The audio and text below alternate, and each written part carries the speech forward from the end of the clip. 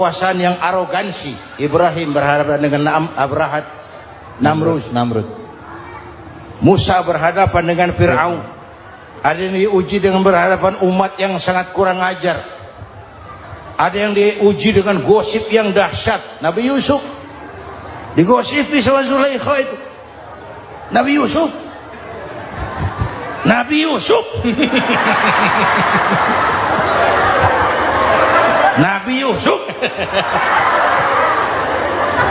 ya. Yang namanya gosip itu kan menyebarkan keburukan orang. Kalau benar saja hukumnya ghibah ya.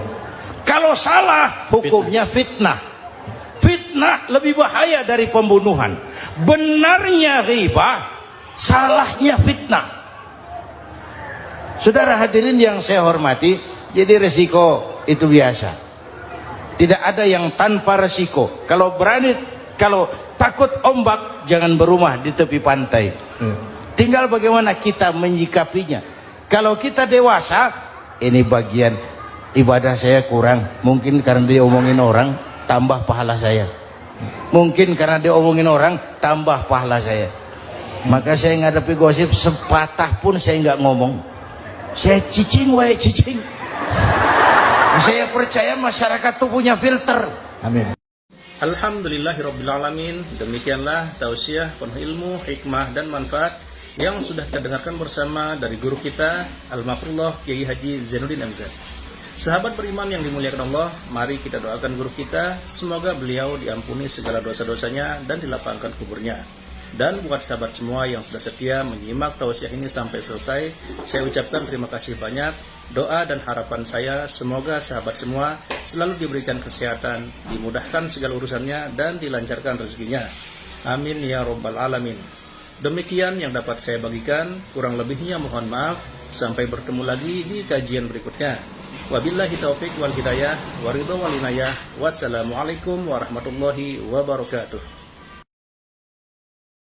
Setelah kita mendengarkan bersama tausiah penuh ilmu dan hikmah yang sudah disampaikan oleh guru kita Al-Mafrullah Kiai Haji Zainuddin MZ, sekarang mari kita lanjutkan aktivitas kita masing-masing. Semoga apa yang sudah disampaikan oleh beliau menjadi ilmu yang bermanfaat dalam kehidupan kita sehari-hari. Selamat beraktivitas buat sahabat semua dan sukses selalu. Sampai bertemu lagi di kajian Ar-Razzaq 313 berikutnya. Wassalamualaikum warahmatullahi wabarakatuh. Bismillahirrahmanirrahim. Assalamualaikum warahmatullahi wabarakatuh. Alhamdulillahi wa kafa, wassalatu wassalamu ala rasulillahil mustafa wa ala alihi wa sahbihi wa manihtada. Amma ba'du. Sahabat beriman yang dimuliakan Allah, syukur alhamdulillah kita bertemu lagi di channel Ar-Razzaq 313. Pada kesempatan yang berbahagia ini, mari sejenak kita luangkan waktu kita untuk bersama-sama menyimak tausiah fenomenal dari guru kita Al-Mafrullah Kiai Haji Zainuddin MZ. Tentunya banyak sekali ilmu, hikmah, dan manfaat yang bisa kita jadikan pelajaran dalam kehidupan kita sehari-hari. Berikut ini mari kita simak bersama isi tausiah beliau. Selamat mendengarkan. Nabi Yunus. Di mana kenalannya? Sok tahu. Nabi Yunus itu ketika berdakwah kepada kaumnya yang bandel, memberikan peringatan, kalau kalian tidak mau beriman akan turun azab. Kapan Yunus? Akan. Kenapa mesti akan? Sekarang aja kalau mau saya tungguin. Kurang ajar betul ini umat. Akhirnya Nabi Nuh menghindar dengan perhitungan, kalau azab tidak turun saya sudah jauh. Meragukan janji Tuhan. Lalu naik kapal, dinaiki oleh Yunus, kapal mogok. Dicari siapa biang keroknya ini. Diundi ternyata Yunus, sampai 3 kali diundi. Dibuanglah Yunus ke dasar laut, ditelan oleh ikan Nun atas perintah Allah. Telan itu Yunus, jangan pakai dikunyah, rusak urusan. Telan saja, simpan di perutmu. Dibawa oleh ikan Nun ke dasar lautan. Itu yang oleh Quran dikatakan bertemulah 3 macam kegelapan. Zulumatun salas, gelapnya tengah malam gelapnya di dasar laut, gelapnya di dalam perut ikan. Itu namanya peteng. Mbahnya gelap. Di perut ikan itulah Nabi Nuh sadar akan kesalahannya, meragukan janji Allah, meragukan janji Allah. Ia sujud di dalam perut ikan itu, membaca la ilaha illa anta subhanaka inni kuntu. Itu istighfarnya Nabi Yunus. Dibacakan istighfar begitu, ikan sakit perut, Pak. Di dasar laut kemana mau cari apotik? Dia naik ke permukaan, memuntahkan isi perutnya. Nabi Yunus keluar dengan selamat. Itu pun terjadi pada hari ke-10 bulan Muharram. Istighfar intinya itu. Itu amalan utama bulan Muharram, memperbanyak istighfar. Allah selamatkan Nabi Nuh dari bahtera banjir yang luar biasa 10 Muharram. Allah selamatkan Nabi Ibrahim dari pembakaran Raja Namrus 10 Muharram. Setelah Nabi Ibrahim itu menghancurkan berhala-berhala, Abrahat pulang mau ibadah, lihat Tuhannya berantakan, marah besar. Siapa yang menghancurkan Tuhan-Tuhan kita ini? Ada yang lapor, kami lihat Ibrahim. Tangkap. Belum ada bukti, tangkap dulu yang penting. Bukti belakangan. Tangkap. Wah, dikerahkanlah aparat. Tangkap Nabi Ibrahim. Disidang langsung oleh Abrahat, oleh Namrus maksud saya. Ibrahim, kau yang menghancurkan berhala-berhala kami ini, Tuhan-Tuhan kami. Siapa bilang? Ada yang lapor. Saya dengar enggak semua berhala itu hancur. Ada yang paling besar, angkat tangan, saya lihat ada kampak di tangannya. Barangkali yang besar itu iseng tuh, yang kecil-kecil dikampakin. Tanya aja sama dia. Kamu gila? Kenapa? Masa kami disuruh nanya berhala? Nggak bisa jawab. Nggak bisa jawab. Lah kenapa disembah? Lebih gila mana sih? Tahu nggak bisa jawab kenapa disembah? Kurang ajar kamu Ibrahim. Bakar, dibakar. Ketika Ibrahim dilempar ke kobaran api yang menggunung, Allah perintah api, ya naru kuni bardan wa salaman ala Ibrahim. Hai api, dinginlah sampean. Api Madura waktu itu, Pak. Hai api, dinginlah sampean, selamatkan Ibrahim. Api tunduk kepada perintah Allah. Ibrahim masuk ke kobaran api, selembar rambut pun tidak terbakar. Kenapa? Apinya tunduk kepada perintah Allah. Kenapa? Karena Ibrahim orang yang takut kepada Allah. Api tunduk kepada perintah Allah. Kalau kita baca ayat itu, masuk ke api, mateng. Sudah hadirin yang saya muliakan, oleh karena itu selamatnya Ibrahim dari pembakaran Raja Namrud itu pun pada 10 Muharram, Yaumul Asyura, hari ke-10 dari bulan Muharram. Imedia. Bapak Ibu hadirin hadirat yang saya cintai, sebagian kecil tentang Nabi Adam, Nabi Ibrahim dan Nabi Yunus, tapi saya belum menceritakan tentang Nabi Nuh tadi. Mengulang kaji. Nabi Nuh salah seorang rasul yang masuk ulul azmi 5 besar. Karena memang perjuangannya menggambarkan satu usaha yang ulet dan luar biasa. Beliau diberi umur 950 tahun. Lalu berdakwah selama 900 tahun. Sore, pagi, siang, malam. Dapat pengikut tidak lebih 80 orang. Rata-rata 10 tahun satu. Kalau saya minta berhenti aja jadi nabi, Pak. Ustadz mana masih mau buka pesantren? 10 tahun buka pesantren, yang nyantri cuma 1. Pedagang mana yang masih mau dagang? 10 tahun dagang, yang beli 1. Pimpinan partai mana yang masih mau kampanye? 10 tahun buka partai, yang nyoblos 1. Bangkrut.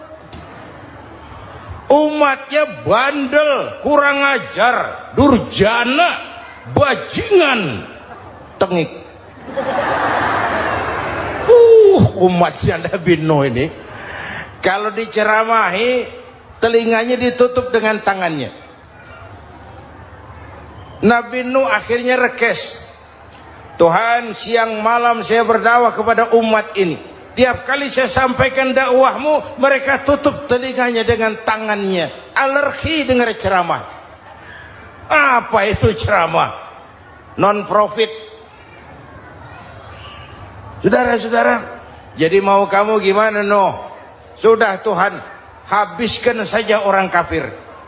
Nanti kalau punya anak, anaknya pun kafir lagi. Lebih baik bapak moyangnya sikat habis. Biasanya kalau bapak kalong, anak kampret. Bapak nyolong, anak nyopet. Fotokopi gimana aslinya? Habiskan saja. Itu mau kamu, Nuh? Iya. Oke. Nanti aku turunkan banjir, Nuh. Buat kapal. Dengan apa saya harus buat kapal, Nuh? Ya dengan kayu, kata Tuhan. Kayunya dari mana, Tuhan? Ya dari pohon, Nuh. Pohonnya belum ada, Tuhan. Ya tanam dulu, Nuh. Bikin kapal, kayunya nanam pohon. Apa artinya? Perjuangan perlu kesabaran. Sukses itu ada prosesnya. Nggak bisa simsalabim abracadabra lalu kita mau sukses. Semua ada prosesnya. Walaupun kenyataannya begitu. Sukses banyak bapaknya, gagal itu yatim. Kalau kita sukses banyak yang ngakuin. Yang baru ketemu pakai manggil encing. Ketemu baru. Tapi sukses banyak bapaknya. Gagal yatim, nggak ada yang mau ngakuin kalau kita gagal itu. Udah bikin kapal dengan kayu di tengah kampung, bikin kapal ini. Bayangkan di tengah kampung bikin kapal, orang kafir makin menjadi-jadi. Lihat Nuh, kenapa? Makin sarap. Bikin kapal di tengah kampung, mau belayar kemana?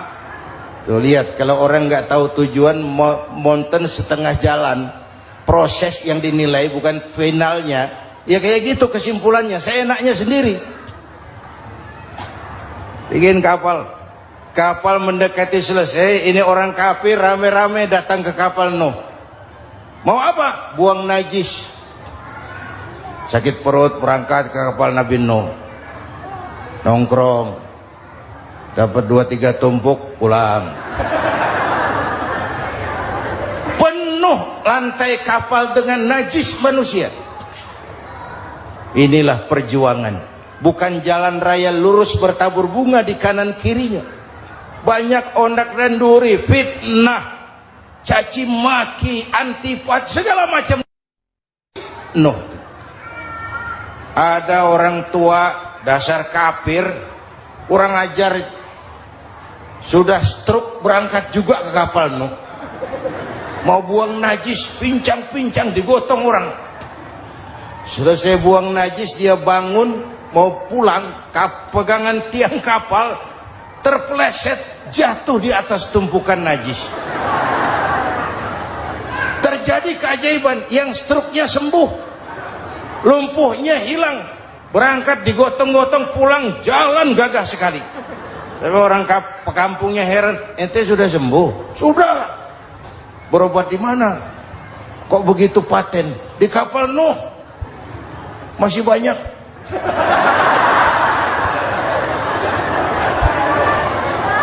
Yang berasa perlu obat bawa rantang.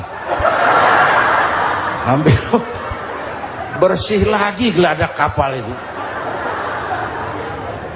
Sudah selesai Nuh? Selesai. Oke, kau orang yang beriman bersamamu, binatang serba sepasang, naik Nabi Nuh, naik orang beriman, naik binatang serba sepasang. Ini cikal bakal penyelamatan manusia, Pak. Naiklah orang beriman, sudah naik semua, Nabi Nuh kontrol. Ini contoh buat kita, kontrol.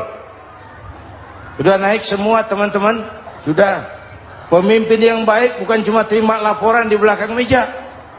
Laporan itu yang mana juga bagus. Sama juga kampanye yang mana juga merdu. Kalau saya. Kalau aja yang dihitung. Pernah ada calon bupati kampanye janji, kalau saya berhasil kita akan banyak bangun jembatan di daerah kita. Rakyat tanya, Pak, nggak ada sungai di kampung kita, Pak. Dia bilang, sungainya kita bangun sekalian. Udah kadung janji, mana pula orang mau bangun sungai ini. Saudara-saudara, kontrol. Jangan cuma tunggu laporan di belakang meja, semua laporan bagus. Ya Bu? Bu?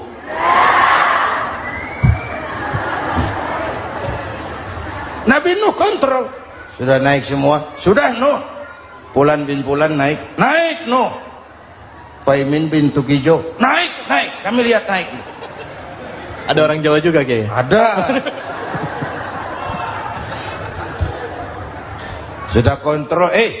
Kanan anak saya ikut nggak naik kapal? Kami tidak lihat itu Nuh. Kanan. Ini potret. Bapaknya aktif ke masjid, ibunya rajin ke majelis taklim, anaknya keleleran kemana-mana. Bukan di sini, di Prancis. Di sini insya Allah sama.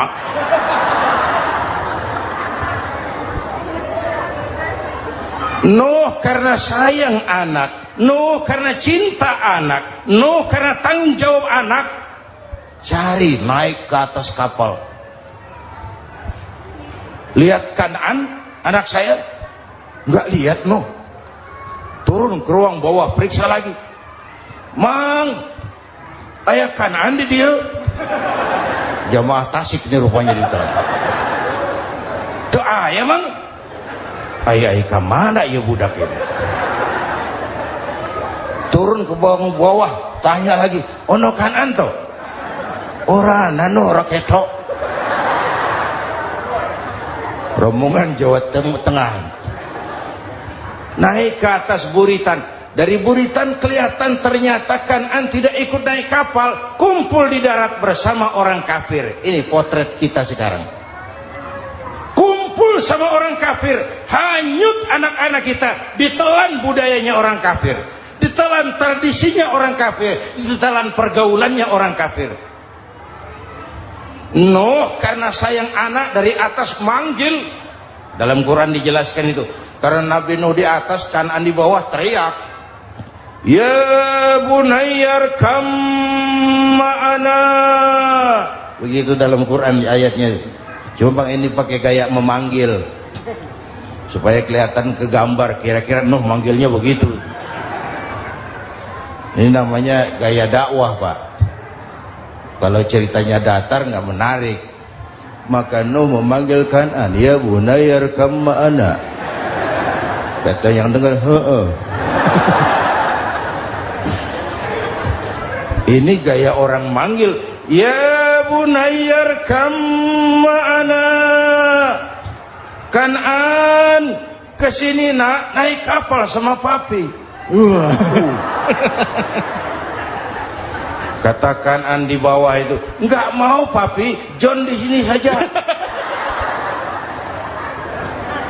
Kata Nuh, jangan nak, Allah sedang murka, akan turun banjir. Kalau datang banjir papi, sa'awi ila jabalin ya'simuni minal ma', saya akan naik ke gunung tinggi yang bisa menyelamatkan saya dari banjir. Kan'an naik ke gunung, gunung dihantam banjir, Kan'an mati. Sampai sekarang. Yang kelima, Nabi Musa, kisah Muharramnya ini. Lahir dalam kondisi yang sulit. Karena Fir'aun mimpi akan lahir seorang anak dari keturunan Bani Israel yang akan menghancurkan kerajaannya. Kata Fir'aun, sudah lahir belum anaknya? Belum. Kalau gitu mulai malam ini laki-laki dilarang bergaul sama istrinya. Semua perempuan hamil di bawah pengawasan negara. Mulai hari ini kalau lahir anak laki-laki terutama Bani Israel, penggal. Satpol PP disiapkan. Udah ada Kiai. Ada. Patroli. Bayangkan, nah Fir'aun itu bikin undang-undang seenaknya sendiri. Apalagi merasa kekuasaannya dalam ancaman. Penguasa manapun kalau merasa dalam ancaman, panik. Padahal kekuasaan itu kayak harimau. Makin lama ditaiki, makin sulit turun. Kenapa? Karena macannya makin lapar. Naik terus capek, turun dimakan harimau. Serba sulit. Saudara-saudara, kalau kita mau belajar dari Pak Harto, saya melihat kekurangan Pak Harto cuma satu, terlambat berhenti.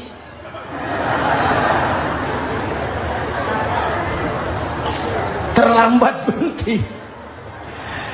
Di sekelilinginya banyak tukang jilat, tukang semir. Pak, kalau tidak ada Bapak kami bagaimana, Pak? Saudara hadirin yang saya hormati, maka sering saya ingatkan, temanmu yang sejati adalah teman yang membuat kamu jadi benar, bukan teman yang selalu membenarkan kamu. Berapa banyak pejabat-pejabat hancur karena selalu dibenarkan oleh lingkungannya. Bapak benar, Pak. Bapak bijaksana, Pak. Itu tepat, Pak. Benar. Buang angin pun kata kelilingnya, oh Bapak sehat. Temanmu yang sejati, teman yang bikin kamu jadi benar, bukan teman yang selalu membenarkan kamu. Bapak Ibu hadirin yang saya hormati, tapi kehendak Allah terjadi. Lahirlah Musa. Bayinya dihanyutkan di sungai Nil. Bayi sudah menderita, dihanyutkan di sungai Nil. Dan akhirnya besar di lingkungan istana Fir'aun. Diriwayat oleh Ratu Aisyah, perempuan Fir'aun, setelah mulai berjuang, terjadilah itu. Musa dan pengikutnya dikejar oleh Fir'aun. Sampai di tepi laut, Allah wahyukan Musa, lempar tongkatmu ke laut. Dalam kondisi darurat, mukjizat tiada jalan. Kondisi darurat. Kalau tidak, mukjizat itu maunya Allah, bukan maunya Nabi. Nabi nggak kuasa. Allah yang mau. Tapi hidup Nabi bukan mukjizat, manusiawi.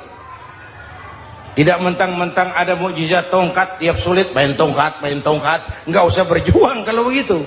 Itu darurat menyelamatkan umat. Tongkat dilempar ke laut, laut terbelah. Laut terbelah.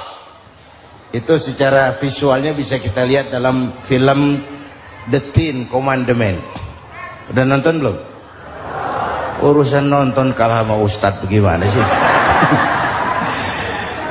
Ten Commandments, 10 firman Tuhan.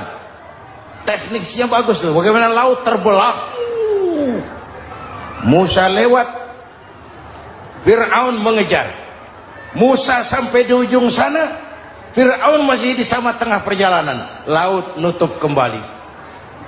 Laut menutup kembali, Fir'aun tenggelam. Cengap-cengap di lautan. Begitu nafas sampai di tenggorokan, Fir'aun sambil cengap-cengap itu, amantu bi Rabbi Musa wa Harun. Duh, kalau begini mah saya juga percaya sama Tuhannya Musa. Malaikat maut jengkel, goblok loh. Terlambat sekarang. Ditenggelamin terus. Modar. Musa selamat. Fir'aun mati. Jenazahnya, jasadnya terdampar di pinggir laut. Beberapa waktu kemudian ditemukan orang, dimumi, dibalsem, diawetkan. Itu sesuai janji Quran. Wa kadzalika nunajjika bi badanika litakuna liman khalfaka ayah. Kami selamatkan badan kamu agar jadi pelajaran bagi orang-orang sesudah kamu nanti. Janji Quran tepat. Janji itu 14 abad yang lalu. Jasad Fir'aun ditemukan, dimumi, diawetkan, dibalsem di bawah nama Farao Ramses II. Sekarang tersimpan di Museum Negara di Mesir. Kapan-kapan nanti ibu main ke Mesir, mampir. Naik ojek paling berapa itu? Oh, orangnya tinggi, hidungnya mancung, pokoknya pantaslah jadi Firaun.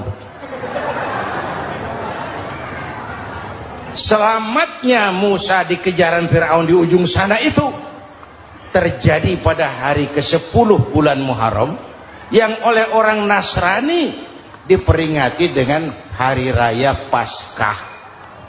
Mereka melaksanakan puasa, mensyukuri nikmat keselamatan dari kejaran Fir'aun. Makanya kalau kita ikut puasa di bulan Muharram bukan mengikuti syariatnya Nasrani, salah. Karena Nabi mengajarkan, itu sumbernya. Bukan ikutan sama ibadahnya Israel. Tapi memang agama ini kan merupakan mata rantai. Datang Rasul baru melengkapi Rasul sebelumnya, datang Rasul baru melengkapi Rasul sebelumnya. Mata rantai yang berkaitan. Setelah Muhammad selesai, selesailah tugas Nabi dan Rasul. Masya Allah, sangat luar biasa tausiah yang sudah disampaikan oleh guru kita Al-Mafrullah Kiai Haji Zainuddin MZ. Sahabat beriman yang dimuliakan Allah, tetaplah di channel ini karena kajian ini belum selesai dan masih banyak lagi hal-hal menarik yang akan disampaikan beliau. Selamat mendengarkan. Selesailah misi Nabi dan Rasul. Tidak ada Nabi lagi sesudah Nabi Muhammad. Itu harga mati, titik. Gak ada kompromi. Siapapun sekarang ini nggak datang ngaku jadi Nabi, wajib tidak percaya. Wajib tidak percaya. Tapi kaitannya memang kita bilang Nasrani, orang bahasa Arab, bahasa Ibraninya Nazaret, Nasiroh, Nazaret. Itu beda dialek. Kita Daud, dia David.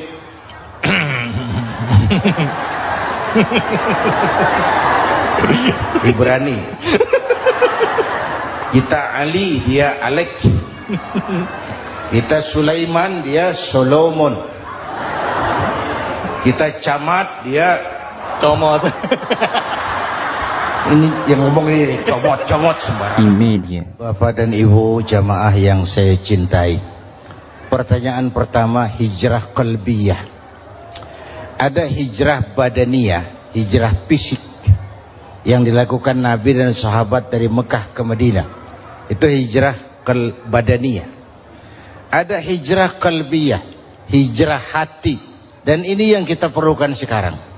Karena refleksinya akan membias kepada alur kehidupan. Kalau hati kita mau berhijrah, fisik akan ngikuti. Hijrah dari tempat, dari malas ibadah menjadi rajin ibadah. Hijrah dari maksiat kepada yang ma'ruf, dari berpecah belah menjadi bersatu. Hijrah seperti itu yang sangat kita perlukan. Apalagi masyarakat ini paternalistik. Kita harus hijrah mental sekarang ini. Maka yang disampaikan tadi benar. Seorang ketua MK siap mengundurkan diri kalau terbukti anak buahnya terlibat suap. Itu walaupun siap, tapi sudah angin segar buat rakyat. Bahwa masih ada banyak insya Allah pejabat kita yang punya harga diri. Walaupun ada juga pejabat kita yang muka tembok, kulit badak, kuping kebo. Muka tembok, kulit badak, kuping kebo. Biasanya kalau kereta api tabrakan di negara-negara maju, Menteri Perhubungannya mundur. Di kita petugas palang pintu dipecat. Jauh sekali menteri sama petugas palang pintu. Yang benar-benar diadili yang krocok-krocok, kopral-kopral itu. Padahal hadisnya jelas, ar-rashi wal murtashi finnar. Yang nyuap dan yang nerima suap dua-duanya neraka. Kasus potret belakangan ini, yang nerima suap, yang diuber, yang nyuap aman, yang nyuap aman, yang korupsi pajak dikecil-kecilin, yang ngemplang pajak aman. Padahal ngemplang pajaknya triliunan. Padahal dia sudah dikasih fasilitas oleh negara mengelola sumber daya alam negara. yang artinya milik rakyat. Dia harus bayar pajak, uang pajaknya dikumpulkan bagi sebesar-besar kemakmuran rakyat. Itu tindakan merugikan rakyat. Karena itu betul, saya setuju, hijrah qalbi yang perlu kita lakukan sekarang. Hijrah hati. Kita ini bangsa Indonesia, seperti timnas. Timnas sekarang anak-anak muda sudah berani pakai baju PSSI. Iya. Kenapa? Menang. Coba kalau kalah terus, nanti menang. Tapi bangsa Indonesia itu memang seperti timnas, namanya kesebelasan. 11 orang. Walaupun ada pemain bintang, ya ada presiden, gubernur, menteri, itu bintang-bintang. Tapi bintang baru ada artinya kalau dibantu 10 pemain yang lain. Cristiano Ronaldo, siapa itu? Penyerang tengah Real Madrid, bintang. Lionel Messi, siapa lagi? Barcelona, bercelana.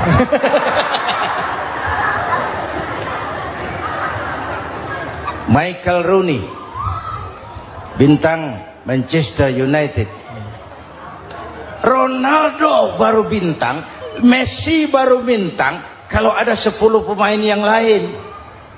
Bagaimanapun hebatnya Cristiano Ronaldo, kalau sendirian lawan satu kesebelasan, babak belur. Itulah kita, bangsa Indonesia. Kita satu kesebelasan, harus saling memperkuat. Ada bangsa kita ini yang jadi jaksa, ada yang jadi hakim, ada yang jadi polisi. Itu posisi penyerang tengah, kiri luar, kanan dalam, back, striker, kiper, posisi. Tapi sadar kita satu kesebelasan, Bung. Jangan bikin gol ke gawang sendiri. Kalau punya bola bagus, operan dong sama temannya. Yang bisa menciptakan gol, operan. Ada yang jadi pengusaha besar, bagus boleh. Punya untung besar, operan. Kasih masjid, kasih pesantren, operan. Ini kesebelasan kita kalau punya bola, pelitnya setengah mati, Pak. Nggak mau ngoper. Bawa sendiri, mending bikin gol. Enggak. Kita ini satu kesebelasan, satu sama lain harus saling memperkuat. Bahwa ada penyerang tengah, itu si posisi. Tapi kalau memang peluang memungkinkan, ayo dong operan. Saya iri sama kesebelasan Nasrani di Indonesia. Mereka kalau punya bola, operannya cakep. Gereja cepat selesai, rumah sakit Kristen cepat selesai. Kenapa? Operannya bagus. Kita ini kalau punya bola bawa sendiri, nggak mau ngoper, maka masjid nggak selesai-selesai, madrasah banyak yang bocor, rumah sakit Islam kalah bersaing. Kenapa? Operannya berat. Ayo menyadari kita ini timnas, satu kesebelasan. Jangan menjegal kawan seiring, kawan sendiri dijegal. Sudah musuh terlalu kuat, gawang sendiri dijebol. Akhirnya terbalik kita ini. Ujian terberat telah diberikan Allah kepada para anbiya, kemudian para aulia, kemudian para ulama. Summal amsal fal amsal, ke bawah dan ke bawah, diuji setiap orang menurut kekuatannya berpegang kepada agama. Kalau karena anak Melayu bilang, kalau takut dengan ombak, jangan berumah di tepi pantai. Kalau takut diterjang ombak, jangan berumah di tepi pantai. Kata ibu tadi, mau jadi pohon tinggi, harus berani ketiup angin. Makin tinggi pohonnya, makin keras anginnya. Takut angin, jangan jadi pohon tinggi, jadilah rumput. Nggak ditiup angin, tapi diinjak kebo. Apa yang nggak ada resikonya? Apa yang nggak ada resikonya? Semua nabi. Ada yang dihantam kekuasaan yang arogansi. Ibrahim berhadapan dengan Namrud. Musa berhadapan dengan Fir'aun. Ada yang diuji dengan berhadapan umat yang sangat kurang ajar. Ada yang diuji dengan gosip yang dahsyat. Nabi Yusuf digosipi sama Zulaikha itu. Nabi Yusuf Nabi Yusuf.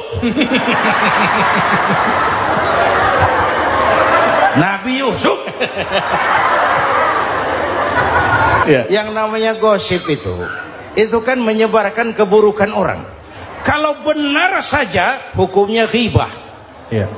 Kalau salah hukumnya fitnah. Fitnah lebih bahaya dari pembunuhan. Benarnya ghibah, salahnya fitnah. Saudara hadirin yang saya hormati, jadi resiko itu biasa. Tidak ada yang tanpa resiko. Kalau takut ombak, jangan berumah di tepi pantai. Tinggal bagaimana kita menyikapinya. Kalau kita dewasa, ini bagian ibadah saya kurang. Mungkin karena dia omongin orang, tambah pahala saya. Mungkin karena dia omongin orang, tambah pahala saya. Maka saya ngadapi gosip sepatah pun saya nggak ngomong. Saya cicing. Saya percaya masyarakat itu punya filter. Amin. Alhamdulillahirrabbilalamin. Demikianlah tausiah penuh ilmu, hikmah dan manfaat yang sudah kita dengarkan bersama dari guru kita Al-Mafrullah Kiai Haji Zainuddin MZ. Sahabat beriman yang dimuliakan Allah, mari kita doakan guru kita, semoga beliau diampuni segala dosa-dosanya dan dilapangkan kuburnya. Dan buat sahabat semua yang sudah setia menyimak tausiah ini sampai selesai, saya ucapkan terima kasih banyak. Doa dan harapan saya semoga sahabat semua selalu diberikan kesehatan, dimudahkan segala urusannya dan dilancarkan rezekinya. Amin ya rabbal alamin. Demikian yang dapat saya bagikan, kurang lebihnya mohon maaf. Sampai bertemu lagi di kajian berikutnya. Wabillahi taufik wal hidayah, waridho wal inayah. Wassalamualaikum warahmatullahi wabarakatuh. Setelah kita mendengarkan bersama tausiah penuh ilmu dan hikmah yang sudah disampaikan oleh guru kita Al-Mafrullah Kiai Haji Zainuddin MZ, sekarang mari kita lanjutkan aktivitas kita masing-masing. Semoga apa yang sudah disampaikan oleh beliau menjadi ilmu yang bermanfaat dalam kehidupan kita sehari-hari. Selamat beraktivitas buat sahabat semua dan sukses selalu. Sampai bertemu lagi di kajian Ar-Razak 313 berikutnya. Wassalamualaikum warahmatullahi wabarakatuh. Bismillahirrahmanirrahim. Assalamualaikum warahmatullahi wabarakatuh. Alhamdulillahi wa kafa, wassalatu wassalamu ala rasulillahil mustafa wa ala alihi wa sahbihi wa man ihtada. Amma ba'du. Sahabat beriman yang dimuliakan Allah, syukur alhamdulillah kita bertemu lagi di channel Ar-Razak 313.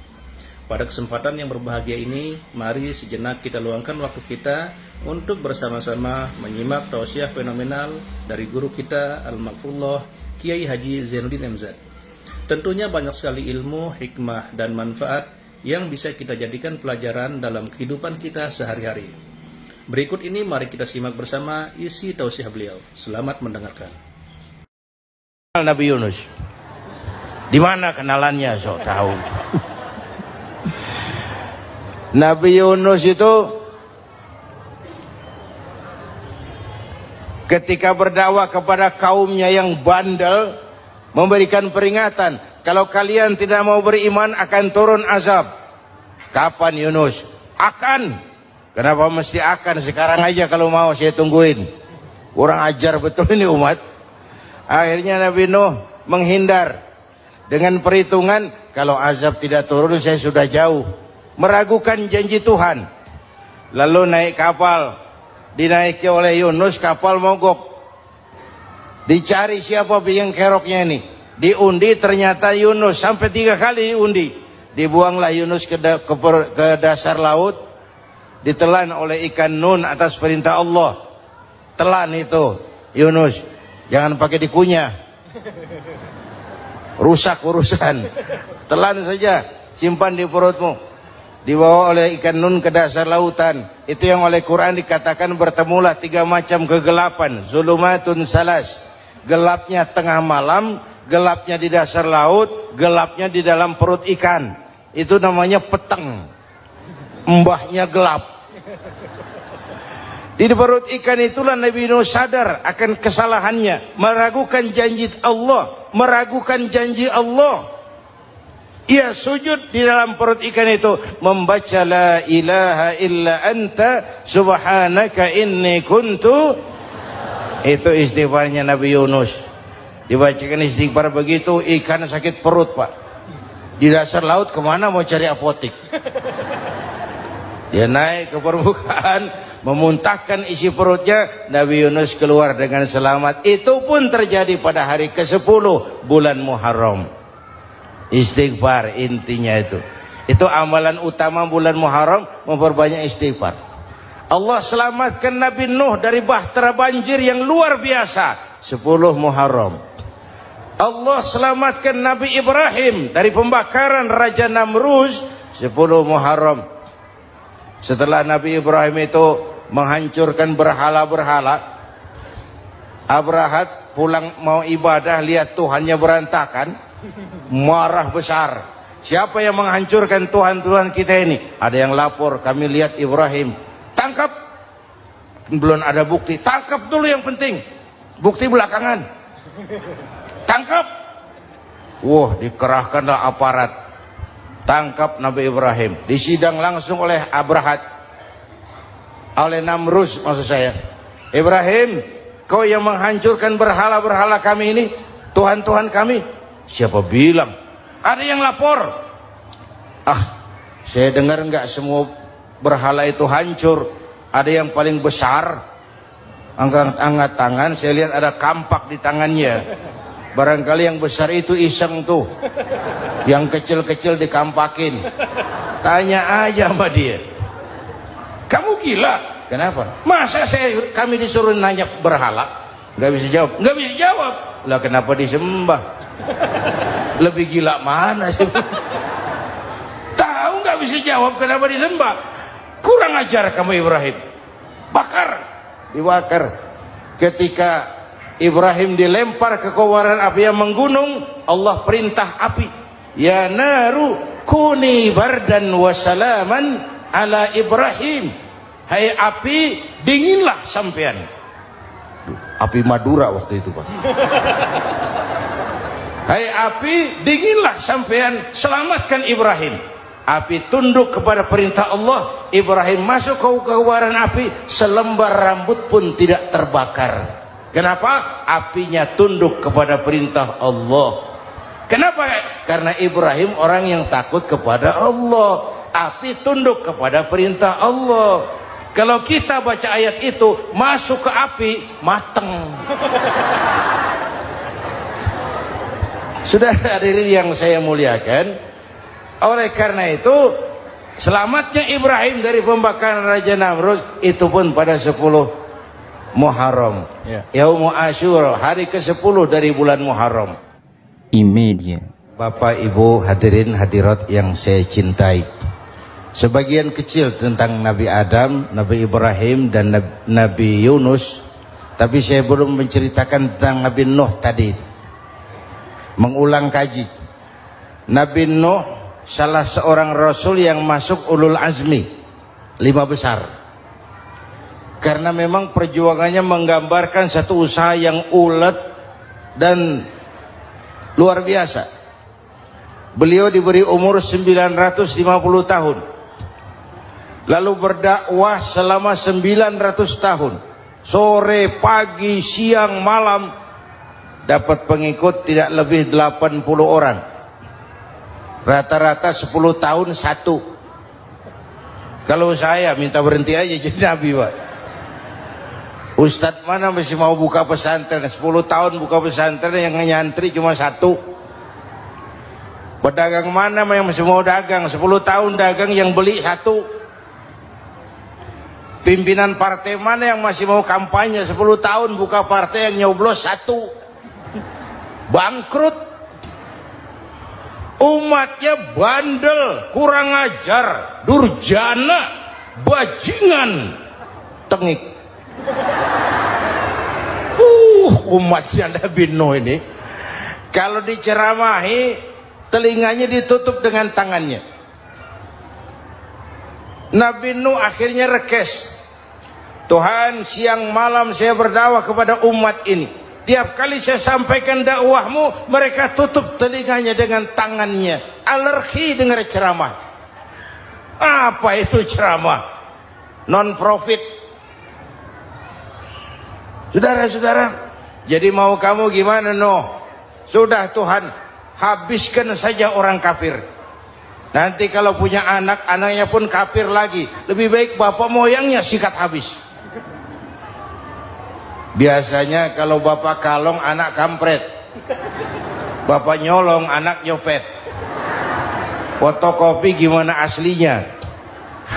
Habiskan saja. Itu mau kamu Nuh? Iya. Oke. Nanti aku turunkan banjir Nuh. Buat kapal. Dengan apa saya harus buat kapal Nuh? Ya dengan kayu, kata Tuhan. Kayunya dari mana Tuhan? Ya dari pohon Nuh. Pohonnya belum ada Tuhan. Ya tanam dulu Nuh. Bikin kapal kayunya nanam pohon. Apa artinya? Perjuangan perlu kesabaran. Sukses itu ada prosesnya. Nggak bisa simsalabim abracadabra lalu kita mau sukses.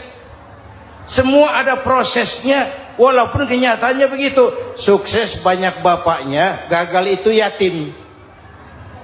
Kalau kita sukses banyak yang ngakuin. Yang baru ketemu pakai manggil encing. Ketemu baru. Tapi sukses banyak bapaknya. Gagal yatim, nggak ada yang mau ngakuin kalau kita gagal itu. Udah bikin kapal dengan kayu di tengah kampung, bikin kapal ini. Bayangkan di tengah kampung bikin kapal, orang kafir makin menjadi-jadi. Lihat Nuh, kenapa? Makin sarap. Bikin kapal di tengah kampung mau belayar kemana?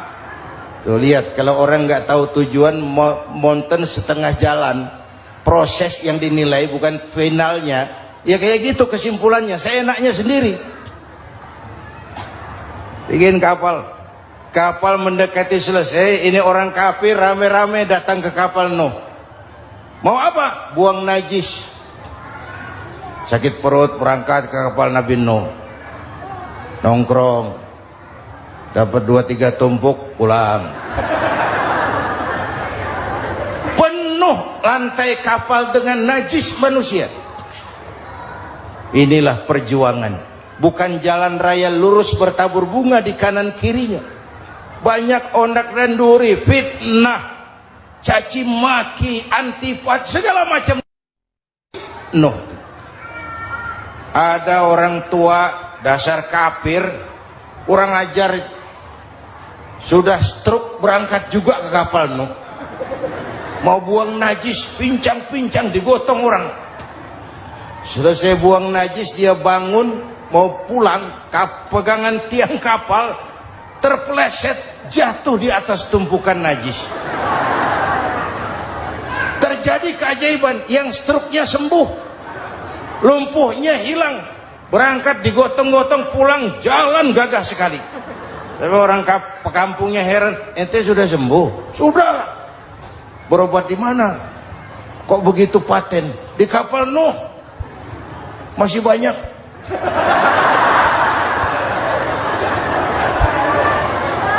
Yang berasa perlu obat bawa rantang. Ambil bersih lagi geladak kapal itu. Sudah selesai Nuh? Selesai. Oke, kau orang yang beriman bersamamu, binatang serba sepasang, naik Nabi Nuh, naik orang beriman, naik binatang serba sepasang. Ini cikal bakal penyelamatan manusia, Pak. Naiklah orang beriman, sudah naik semua, Nabi Nuh kontrol.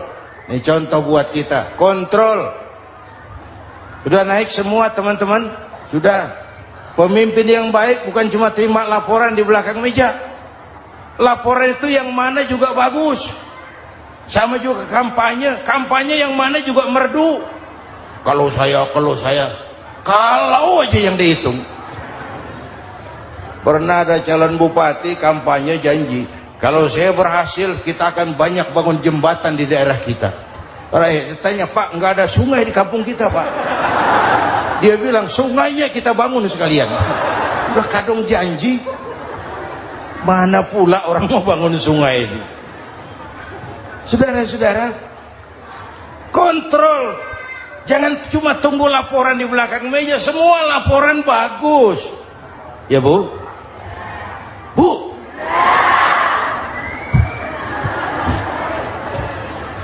Nabi Nuh kontrol. Sudah naik semua? Sudah Nuh. Pulan bin Pulan naik. Naik Nuh. Paimin bin Tukijo. Naik. Kami lihat naik. Ada orang Jawa juga Kiai? Ada. Sudah kontrol. Kanan anak saya ikut nggak naik kapal? Kami tidak lihat itu Nuh. Kanan. Ini potret. Bapaknya aktif ke masjid, ibunya rajin ke majelis taklim, anaknya keleleran kemana-mana. Bukan di sini, di Prancis. Udah di sini insya Allah sama.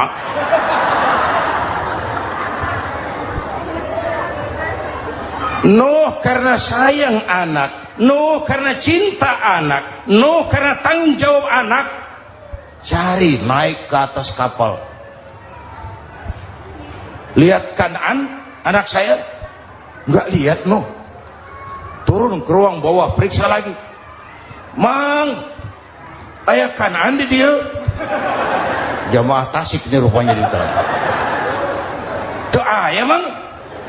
Ayah kemana ya budak ini? Turun ke bawah, tanya lagi. Ono Kanan toh? Ora nano raketok. Rombongan Jawa Tengah naik ke atas buritan.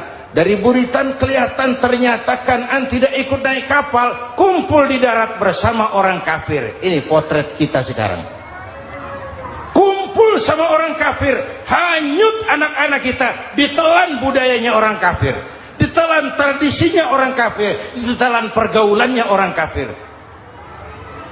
Nuh karena sayang anak dari atas manggil. Dalam Quran dijelaskan itu. Karena Nabi Nuh di atas, Kanan di bawah, teriak, ya bunayyarkam ma'ana. Begitu dalam Quran ayatnya. Cuma ini pakai gaya memanggil supaya kelihatan kegambar, kira-kira Nuh manggilnya begitu. Ini namanya gaya dakwah, Pak. Kalau ceritanya datar nggak menarik. Maka Nuh memanggil Kanan, ya bunayyarkam ma'ana. Kata yang dengar, Ini gaya orang manggil, ya bunayyarkam ma'ana. Kanan, kesini nak, naik kapal sama papi. Kata Kanan di bawah itu, enggak mau papi, John di sini saja. Kata Nuh, jangan nak, Allah sedang murka, akan turun banjir. Kalau datang banjir papi, sa'awi ila jabalin ya'simuni minal ma', saya akan naik ke gunung tinggi yang bisa menyelamatkan saya dari banjir. Kanan naik ke gunung, gunung dihantam banjir, Kanan mati sampai sekarang. Yang kelima, Nabi Musa, kisah Muharramnya ini. Lahir dalam kondisi yang sulit karena Fir'aun mimpi akan lahir seorang anak dari keturunan Bani Israel yang akan menghancurkan kerajaannya. Kata Fir'aun, sudah lahir belum anaknya? Belum. Kalau gitu mulai malam ini laki-laki dilarang bergaul sama istrinya. Semua perempuan hamil di bawah pengawasan negara. Mulai hari ini kalau lahir anak laki-laki terutama Bani Israel, penggal. Satpol PP disiapkan. Udah ada Kiai? Ada. Patroli. Bayangkan, nah Fir'aun itu bikin undang-undang seenaknya sendiri. Apalagi merasa kekuasaannya dalam ancaman. Penguasa manapun kalau merasa dalam ancaman, panik. Padahal kekuasaan itu kayak harimau. Makin lama ditaiki, makin sulit turun. Kenapa? Karena macannya makin lapar. Naik terus capek, turun dimakan harimau. Serba sulit. Saudara-saudara, kalau kita mau belajar dari Pak Harto, saya melihat kekurangan Pak Harto cuma satu, terlambat berhenti.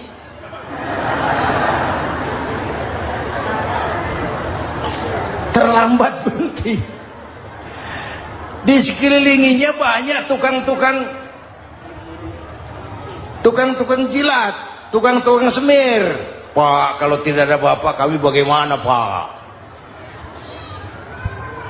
Saudara hadirin yang saya hormati, maka sering saya ingatkan, temanmu yang sejati adalah teman yang membuat kamu jadi benar, bukan teman yang selalu membenarkan kamu. Berapa banyak pejabat-pejabat hancur karena selalu dibenarkan oleh lingkungannya. Bapak benar, Pak. Bapak bijaksana, Pak. Itu tepat, Pak. Benar. Buang angin pun kata kelilingnya, oh Bapak sehat. Temanmu yang sejati, teman yang bikin kamu jadi benar, bukan teman yang selalu membenarkan kamu. Bapak Ibu hadirin yang saya hormati, tapi kehendak Allah terjadi. Lahirlah Musa. Bayinya dihanyutkan di sungai Nil. Bayi sudah menderita, dihanyutkan di sungai Nil. Dan akhirnya besar di lingkungan istana Fir'aun. Diriwayat oleh Ratu Aisyah, perempuan Fir'aun. Setelah mulai berjuang, terjadilah itu. Musa dan pengikutnya dikejar oleh Fir'aun.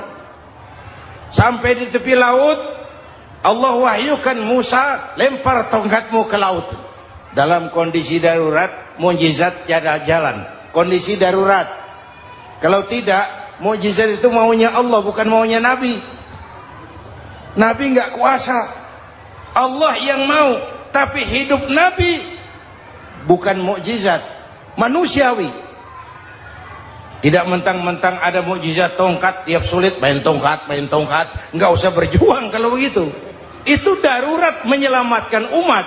Tongkat dilempar ke laut, laut terbelah. Laut terbelah. Itu secara visualnya bisa kita lihat dalam film The Ten Commandments. Udah nonton belum? Urusan nonton kalah sama Ustadz bagaimana sih? Ten Commandments, 10 firman Tuhan. Tekniknya bagus loh. Bagaimana laut terbelah. Musa lewat, Fir'aun mengejar. Musa sampai di ujung sana, Fir'aun masih di sama tengah perjalanan. Laut nutup kembali. Laut menutup kembali, Fir'aun tenggelam. Cengap-cengap di lautan. Begitu nafas sampai di tenggorokan, Fir'aun sambil cengap-cengap itu, amantu bi Rabbi Musa wa Harun. Duh, kalau begini mah saya juga percaya sama Tuhannya Musa. Malaikat maut jengkel, goblok loh. Terlambat sekarang. Ditenggelamin terus. Modar. Musa selamat. Fir'aun mati. Jenazahnya, jasadnya terdampar di pinggir laut. Beberapa waktu kemudian ditemukan orang, dimumi, dibalsem, diawetkan.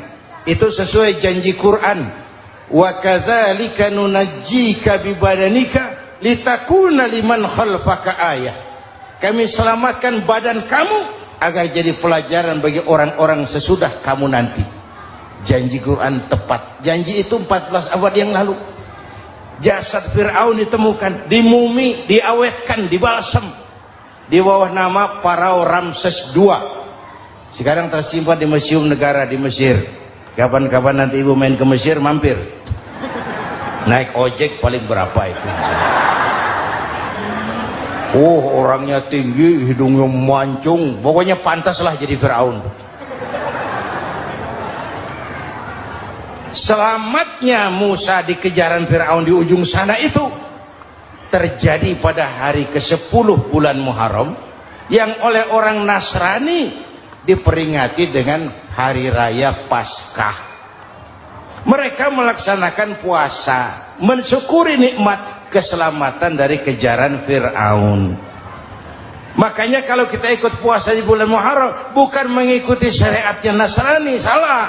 Karena Nabi mengajarkan, itu sumbernya, bukan ikutan sama ibadahnya Israel.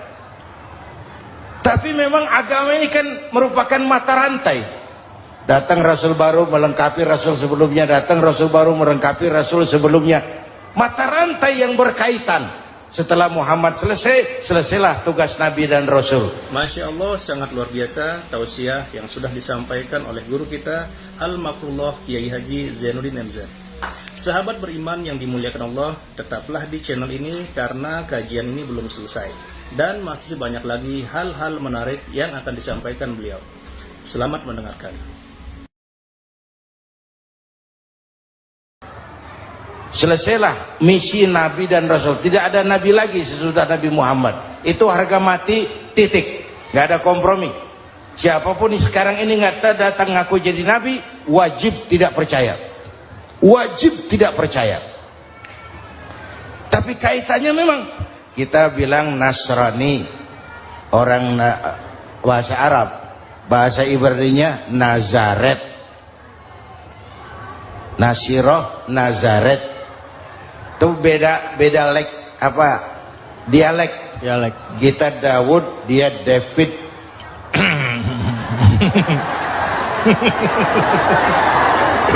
Ibrani. Kita Ali, dia Alek. Kita Sulaiman, dia Solomon. Kita Camat, dia Comot.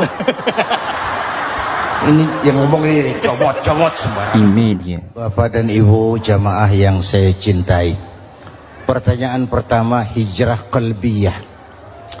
Ada hijrah badaniyah, hijrah fisik yang dilakukan Nabi dan sahabat dari Mekah ke Madinah. Itu hijrah badaniyah. Ada hijrah qalbiyah, hijrah hati. Dan ini yang kita perlukan sekarang. Karena refleksinya akan membias kepada alur kehidupan. Kalau hati kita mau berhijrah, fisik akan ngikuti. Hijrah dari tempat, dari malas ibadah menjadi rajin ibadah. Hijrah dari maksiat kepada yang ma'ruf, dari berpecah belah menjadi bersatu. Hijrah seperti itu yang sangat kita perlukan. Apalagi masyarakat ini paternalistik. Kita harus hijrah mental sekarang ini. Maka yang disampaikan tadi benar. Seorang ketua MK siap mengundurkan diri kalau terbukti anak buahnya terlibat suap. Itu walaupun siap, tapi sudah angin segar buat rakyat. Bahwa masih ada banyak insya Allah pejabat kita yang punya harga diri. Walaupun ada juga pejabat kita yang muka tembok, kulit badak, kuping kebo. Muka tembok, kulit badak, kuping kebo.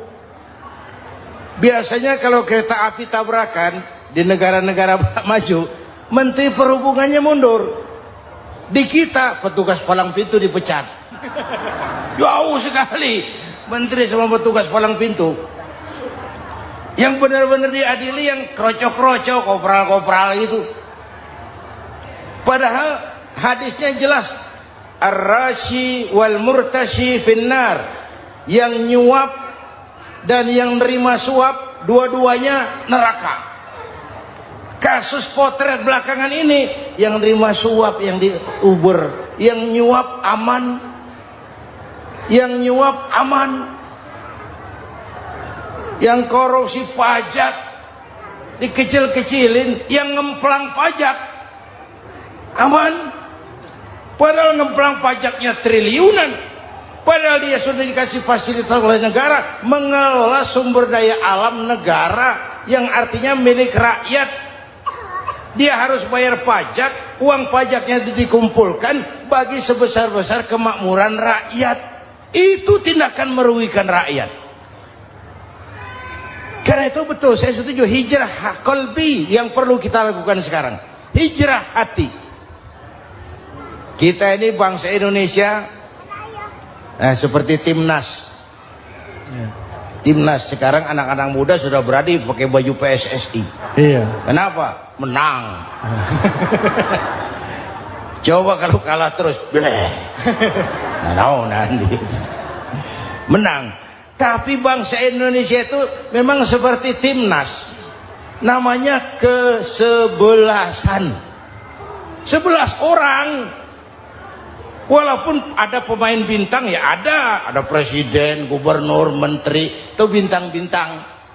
Tapi bintang baru ada artinya kalau dibantu 10 pemain yang lain. Cristiano Ronaldo, siapa itu? Penyerang tengah Real Madrid, bintang. Lionel Messi, siapa lagi? Barcelona, bercelana.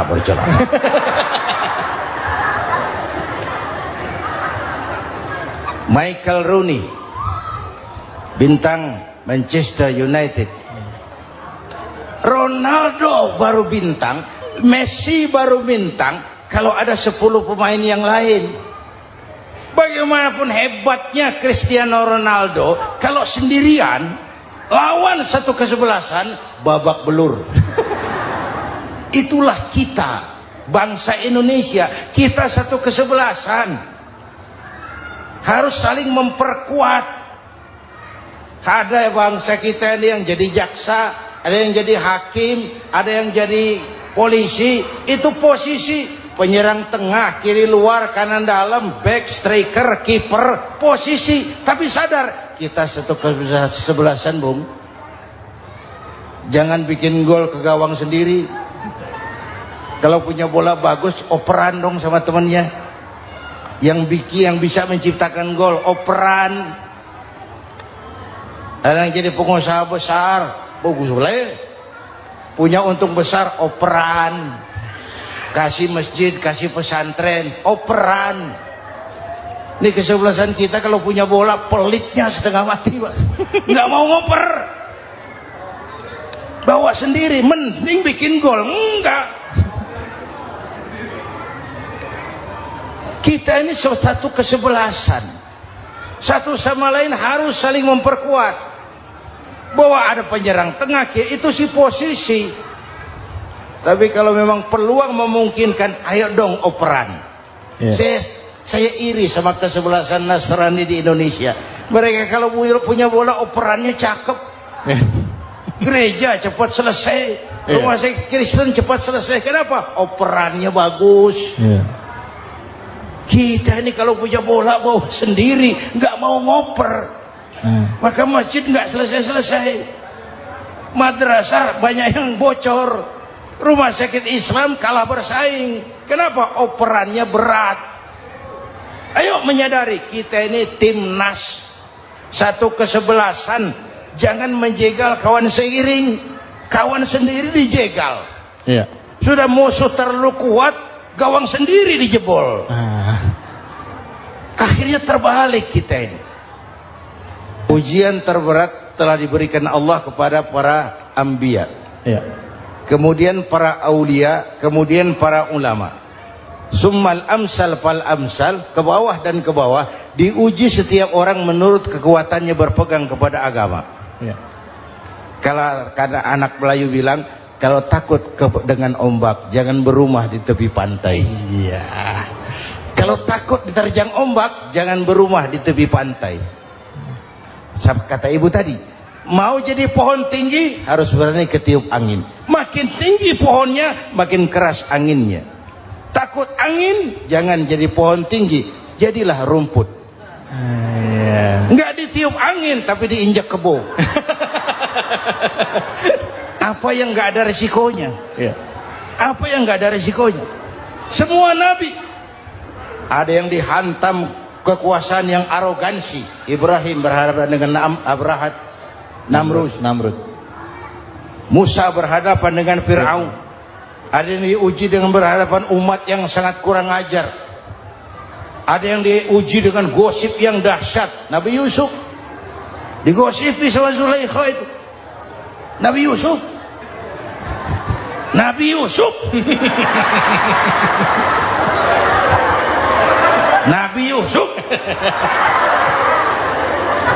Iya. Yang namanya gosip itu kan menyebarkan keburukan orang. Kalau benar saja hukumnya ghibah. Iya. Kalau salah hukumnya fitnah. Fitnah lebih bahaya dari pembunuhan. Benarnya ghibah, salahnya fitnah.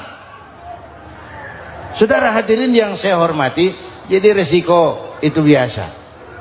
Tidak ada yang tanpa resiko. Kalau takut ombak, jangan berumah di tepi pantai. Tinggal bagaimana kita menyikapinya. Kalau kita dewasa, ini bagian ibadah saya kurang. Mungkin karena dia omongin orang, tambah pahala saya. Mungkin karena dia omongin orang, tambah pahala saya. Maka saya ngadapi gosip, sepatah pun saya nggak ngomong. Saya cicing. Saya percaya masyarakat itu punya filter. Amin. Alhamdulillahirrabbilalamin. Demikianlah tausiah penuh ilmu, hikmah dan manfaat yang sudah kita dengarkan bersama dari guru kita Al-Mafrullah Kiai Haji Zainuddin MZ. Sahabat beriman yang dimuliakan Allah, mari kita doakan guru kita, semoga beliau diampuni segala dosa-dosanya dan dilapangkan kuburnya. Dan buat sahabat semua yang sudah setia menyimak tausiah ini sampai selesai, saya ucapkan terima kasih banyak. Doa dan harapan saya semoga sahabat semua selalu diberikan kesehatan, dimudahkan segala urusannya dan dilancarkan rezekinya. Amin ya rabbal alamin. Demikian yang dapat saya bagikan, kurang lebihnya mohon maaf. Sampai bertemu lagi di kajian berikutnya. Wabillahi taufik wal hidayah, waridho wal inayah. Wassalamualaikum warahmatullahi wabarakatuh. Setelah kita mendengarkan bersama tausiah penuh ilmu dan hikmah yang sudah disampaikan oleh guru kita Al-Mafrullah Kiai Haji Zainuddin MZ, sekarang mari kita lanjutkan aktivitas kita masing-masing. Semoga apa yang sudah disampaikan oleh beliau menjadi ilmu yang bermanfaat dalam kehidupan kita sehari-hari. Selamat beraktivitas buat sahabat semua dan sukses selalu. Sampai bertemu lagi di kajian Ar-Razak 313 berikutnya. Wassalamualaikum warahmatullahi wabarakatuh. Bismillahirrahmanirrahim. Assalamualaikum warahmatullahi wabarakatuh. Alhamdulillahi wa kafa, wassalatu wassalamu ala rasulillahil mustafa wa ala alihi wa sahbihi wa man ihtada. Amma ba'du. Sahabat beriman yang dimuliakan Allah, syukur alhamdulillah kita bertemu lagi di channel Ar-Razak 313. Pada kesempatan yang berbahagia ini, mari sejenak kita luangkan waktu kita untuk bersama-sama menyimak tausiah fenomenal dari guru kita Al-Mafrullah Kiai Haji Zainuddin MZ. Tentunya banyak sekali ilmu, hikmah, dan manfaat yang bisa kita jadikan pelajaran dalam kehidupan kita sehari-hari. Berikut ini mari kita simak bersama isi tausiah beliau. Selamat mendengarkan. Nabi Yunus. Di mana kenalannya? Sok tahu. Nabi Yunus itu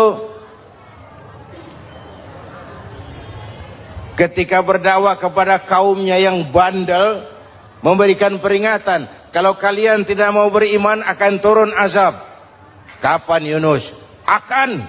Kenapa mesti akan? Sekarang aja kalau mau saya tungguin. Kurang ajar betul ini umat.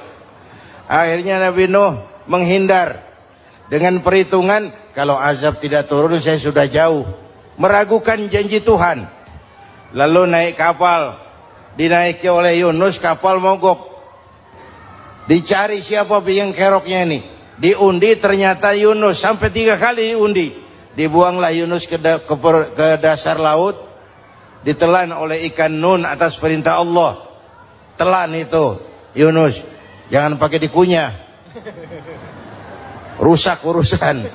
Telan saja. simpan di perutmu.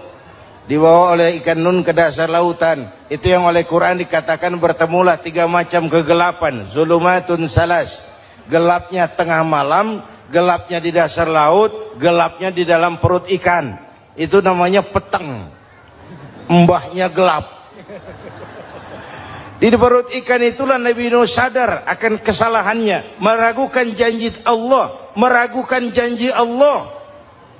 Ia sujud di dalam perut ikan itu, membaca la ilaha illa anta subhanaka inni kuntu.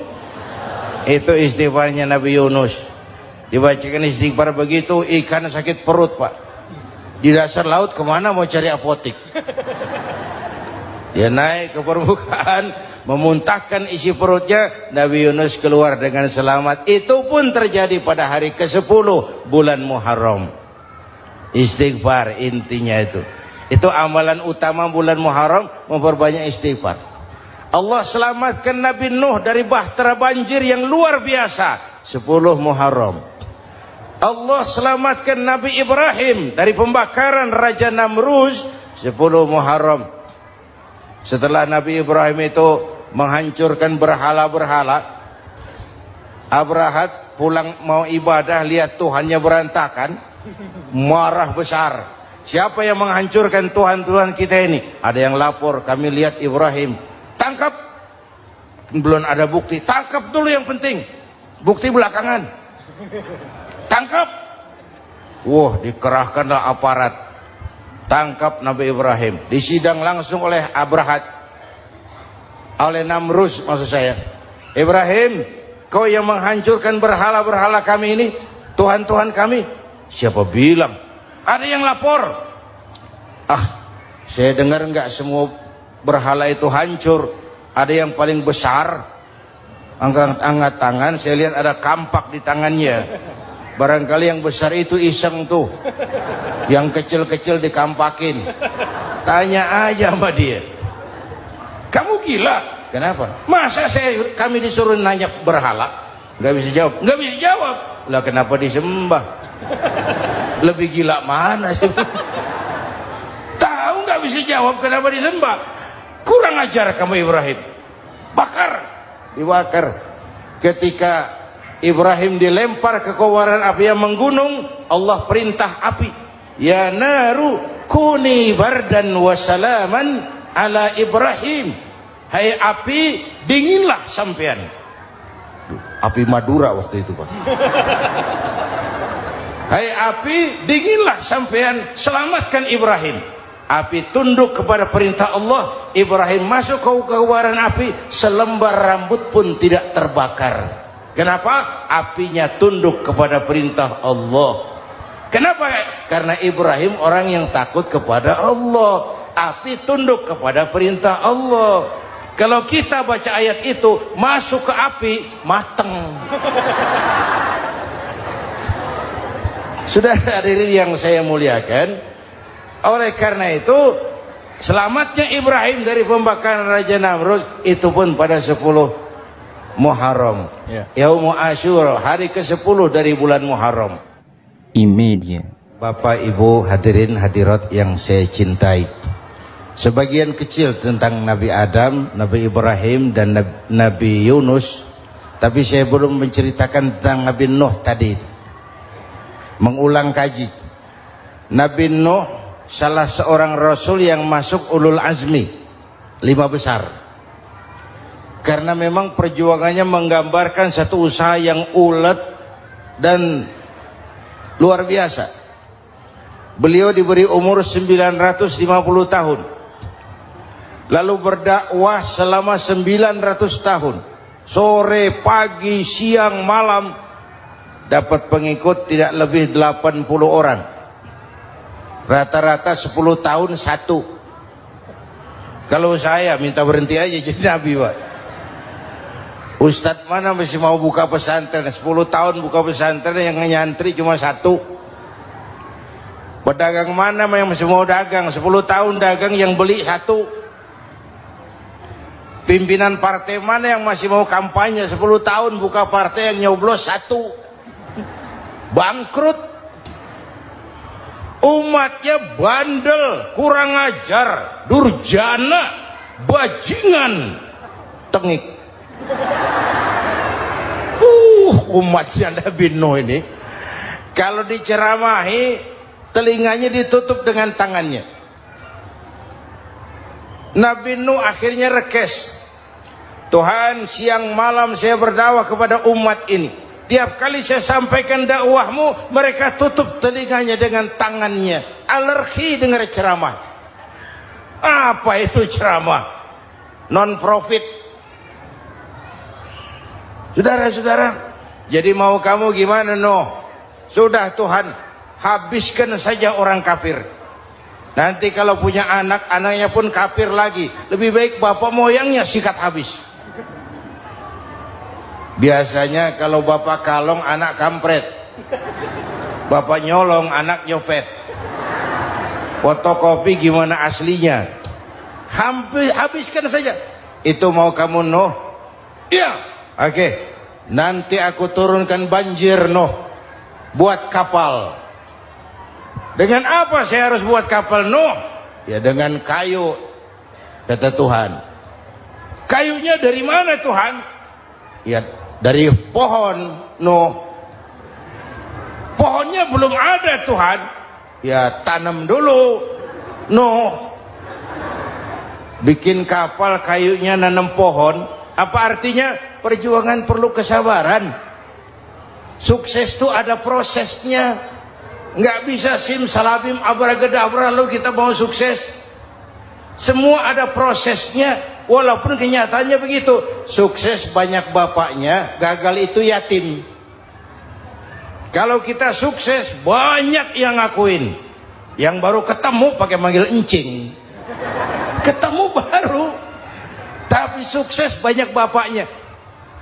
Gagal yatim, nggak ada yang mau ngakuin kalau kita gagal itu. Udah bikin kapal dengan kayu di tengah kampung, bikin kapal ini. Bayangkan di tengah kampung bikin kapal, orang kafir makin menjadi-jadi. Lihat Nuh, kenapa? Makin sarap. Bikin kapal di tengah kampung mau belayar kemana? Tuh lihat, kalau orang nggak tahu tujuan, mountain setengah jalan. Proses yang dinilai bukan finalnya. Ya kayak gitu kesimpulannya. Saya enaknya sendiri. Bikin kapal. Kapal mendekati selesai. Ini orang kafir rame-rame datang ke kapal Nuh. Mau apa? Buang najis. Sakit perut berangkat ke kapal Nabi Nuh. Nongkrong. Dapat 2-3 tumpuk pulang. Penuh lantai kapal dengan najis manusia. Inilah perjuangan. Bukan jalan raya lurus bertabur bunga di kanan kirinya. Banyak ondak dan duri, fitnah, caci maki, antipat, segala macam. Nuh. Ada orang tua dasar kafir, kurang ajar, sudah stroke berangkat juga ke kapal Nuh. Mau buang najis, pincang-pincang digotong orang. Selesai buang najis dia bangun mau pulang, pegangan tiang kapal terpeleset jatuh di atas tumpukan najis. Terjadi keajaiban, yang stroke-nya sembuh, lumpuhnya hilang, berangkat digotong-gotong pulang jalan gagah sekali. Tapi orang kampungnya heran, ente sudah sembuh? Sudah. Berobat di mana? Kok begitu paten? Di kapal Nuh. Masih banyak.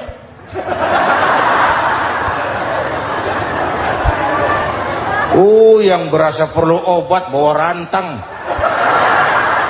Ambil bersih lagi geladak kapal itu. Sudah selesai Nuh? Selesai. Oke, kau orang yang beriman bersamamu, binatang serba sepasang, naik Nabi Nuh, naik orang beriman, naik binatang serba sepasang. Ini cikal bakal penyelamatan manusia, Pak. Naiklah orang beriman, sudah naik semua, Nabi Nuh kontrol. Ini contoh buat kita, kontrol. Sudah naik semua teman-teman, sudah. Pemimpin yang baik bukan cuma terima laporan di belakang meja. Laporan itu yang mana juga bagus. Sama juga kampanye. Kampanye yang mana juga merdu. Kalau saya. Kalau aja yang dihitung. Pernah ada calon bupati kampanye janji, kalau saya berhasil kita akan banyak bangun jembatan di daerah kita. Rakyat tanya, Pak, nggak ada sungai di kampung kita, Pak. Dia bilang, sungainya kita bangun sekalian. Udah kadung janji, mana pula orang mau bangun sungai ini. Saudara-saudara, kontrol. Jangan cuma tunggu laporan di belakang meja. Semua laporan bagus. Ya, Bu? Bu,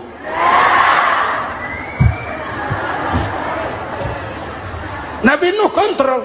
Sudah naik semua? Sudah, Nuh. Pulan bin Pulan naik. Naik, Nuh. Paimin bin Tukijo naik. Kami lihat naik. Ada orang Jawa juga kayaknya. Ada. Sudah kontrol. Kanan anak saya ikut nggak naik kapal? Kami tidak lihat itu, Nuh. Kanan. Ini potret. Bapaknya aktif ke masjid, ibunya rajin ke majelis taklim, anaknya keleleran kemana-mana. Bukan di sini, di Prancis. Udah di sini insya Allah sama.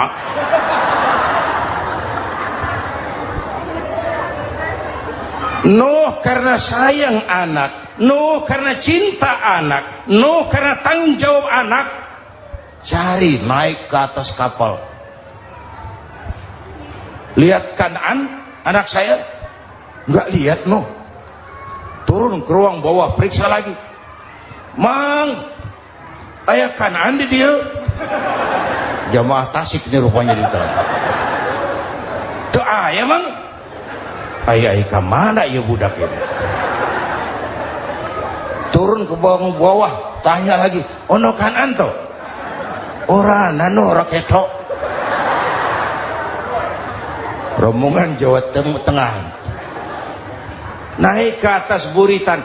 Dari buritan kelihatan ternyata Kan'an tidak ikut naik kapal, kumpul di darat bersama orang kafir. Ini potret kita sekarang. Kumpul sama orang kafir, hanyut anak-anak kita, ditelan budayanya orang kafir, ditelan tradisinya orang kafir, ditelan pergaulannya orang kafir. Nuh karena sayang anak dari atas manggil. Dalam Quran dijelaskan itu. Karena Nabi Nuh di atas, Kan'an di bawah, teriak, ya bunayyar kam ma'ana. Begitu dalam Quran ayatnya. Cuma ini pakai gaya memanggil supaya kelihatan kegambar, kira-kira Nuh manggilnya begitu. Ini namanya gaya dakwah, Pak. Kalau ceritanya datar nggak menarik. Maka Nuh memanggil Kan'an, ya bunayyar kam ma'ana. Kata yang dengar, heeh. Ini gaya orang manggil, ya bunayyar kam ma'ana. Kan'an, kesini nak, naik kapal sama papi. Kata Kan'an di bawah itu, enggak mau papi, John di sini saja. Kata Nuh, jangan nak, Allah sedang murka, akan turun banjir. Kalau datang banjir papi, sa'awi ila jabalin ya'simuni minal ma', saya akan naik ke gunung tinggi yang bisa menyelamatkan saya dari banjir. Kan'an naik ke gunung, gunung dihantam banjir, Kan'an mati sampai sekarang. Yang kelima, Nabi Musa, kisah Muharramnya ini. Lahir dalam kondisi yang sulit karena Fir'aun mimpi akan lahir seorang anak dari keturunan Bani Israel yang akan menghancurkan kerajaannya. Kata Fir'aun, sudah lahir belum anaknya? Belum. Kalau gitu mulai malam ini laki-laki dilarang bergaul sama istrinya. Semua perempuan hamil di bawah pengawasan negara. Mulai hari ini kalau lahir anak laki-laki terutama Bani Israel, penggal. Satpol PP disiapkan. Udah ada Kiai? Ada. Patroli. Bayangkan, nah Fir'aun itu bikin undang-undang seenaknya sendiri. Apalagi merasa kekuasaannya dalam ancaman. Penguasa manapun kalau merasa dalam ancaman, panik. Padahal kekuasaan itu kayak harimau. Makin lama ditaiki, makin sulit turun. Kenapa? Karena macannya makin lapar. Naik terus capek, turun dimakan harimau. Serba sulit. Saudara-saudara, kalau kita mau belajar dari Pak Harto, saya melihat kekurangan Pak Harto cuma satu, terlambat berhenti.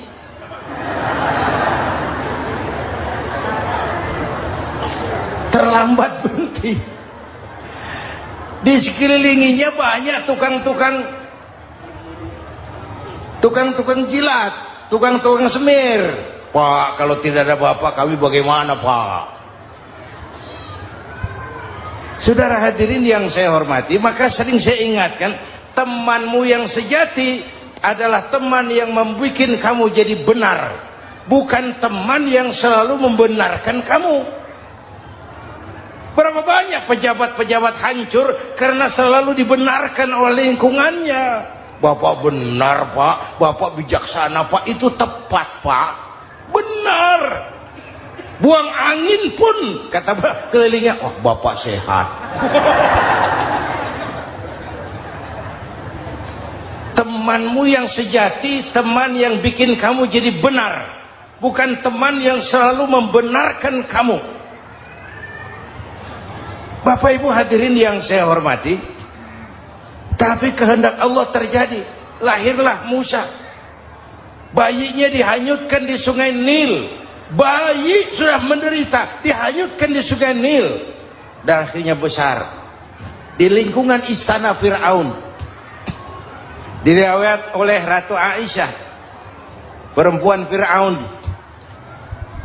setelah mulai berjuang, terjadilah itu. Musa dan pengikutnya dikejar oleh Fir'aun. Sampai di tepi laut, Allah wahyukan Musa, lempar tongkatmu ke laut. Dalam kondisi darurat, mukjizat tiada jalan. Kondisi darurat. Kalau tidak, mukjizat itu maunya Allah, bukan maunya Nabi. Nabi nggak kuasa. Allah yang mau. Tapi hidup Nabi bukan mukjizat, manusiawi. Tidak mentang-mentang ada mukjizat tongkat, tiap sulit main tongkat. Nggak usah berjuang kalau begitu. Itu darurat menyelamatkan umat. Tongkat dilempar ke laut, laut terbelah. Laut terbelah. Itu secara visualnya bisa kita lihat dalam film The Ten Commandment. Udah nonton belum? Urusan nonton kalah sama Ustadz bagaimana sih? Ten Commandment, 10 firman Tuhan. Tekniknya bagus loh. Bagaimana laut terbelah. Musa lewat, Fir'aun mengejar. Musa sampai di ujung sana, Fir'aun masih di sama tengah perjalanan. Laut nutup kembali. Laut menutup kembali, Fir'aun tenggelam. Cengap-cengap di lautan. Begitu nafas sampai di tenggorokan, Fir'aun sambil cengap-cengap itu, amantu bi Rabbi Musa wa Harun. Duh, kalau begini mah saya juga percaya sama Tuhannya Musa. Malaikat maut jengkel, goblok loh. Terlambat sekarang. Ditenggelamin terus. Modar. Musa selamat. Fir'aun mati. Jenazahnya, jasadnya terdampar di pinggir laut. Beberapa waktu kemudian ditemukan orang, dimumi, dibalsem, diawetkan. Itu sesuai janji Quran. Wa kadzalika nunajjika bi badanika litakuna liman khalfaka ayah. Kami selamatkan badan kamu agar jadi pelajaran bagi orang-orang sesudah kamu nanti. Janji Quran tepat. Janji itu 14 abad yang lalu. Jasad Fir'aun ditemukan, dimumi, diawetkan, dibalsem. di bawah nama Parao Ramses II. Sekarang tersimpan di Museum Negara di Mesir. Kapan-kapan nanti ibu main ke Mesir, mampir. Naik ojek paling berapa itu? Oh, orangnya tinggi, hidungnya mancung, pokoknya pantaslah jadi Firaun. Selamatnya Musa di kejaran Firaun di ujung sana itu terjadi pada hari ke-10 bulan Muharram, yang oleh orang Nasrani diperingati dengan hari raya Paskah. Mereka melaksanakan puasa, mensyukuri nikmat keselamatan dari kejaran Firaun. Makanya kalau kita ikut puasa di bulan Muharram bukan mengikuti syariatnya Nasrani, salah. Karena Nabi mengajarkan, itu sumbernya. Bukan ikutan sama ibadahnya Israel. Tapi memang agama ini kan merupakan mata rantai. Datang Rasul baru melengkapi Rasul sebelumnya, datang Rasul baru melengkapi Rasul sebelumnya. Mata rantai yang berkaitan. Setelah Muhammad selesai, selesailah tugas Nabi dan Rasul. Masya Allah, sangat luar biasa tausiah yang sudah disampaikan oleh guru kita Al-Mafrullah Kiai Haji Zainuddin MZ. Sahabat beriman yang dimuliakan Allah, tetaplah di channel ini karena kajian ini belum selesai dan masih banyak lagi hal-hal menarik yang akan disampaikan beliau. Selamat mendengarkan. Selesailah misi Nabi dan Rasul. Tidak ada Nabi lagi sesudah Nabi Muhammad. Itu harga mati, titik. Gak ada kompromi. Siapapun sekarang ini nggak datang ngaku jadi Nabi, wajib tidak percaya. Wajib tidak percaya. Tapi kaitannya memang kita bilang Nasrani, orang bahasa Arab, bahasa Ibraninya Nazaret, Nasiroh, Nazaret. Itu beda dialek. Kita Daud, dia David.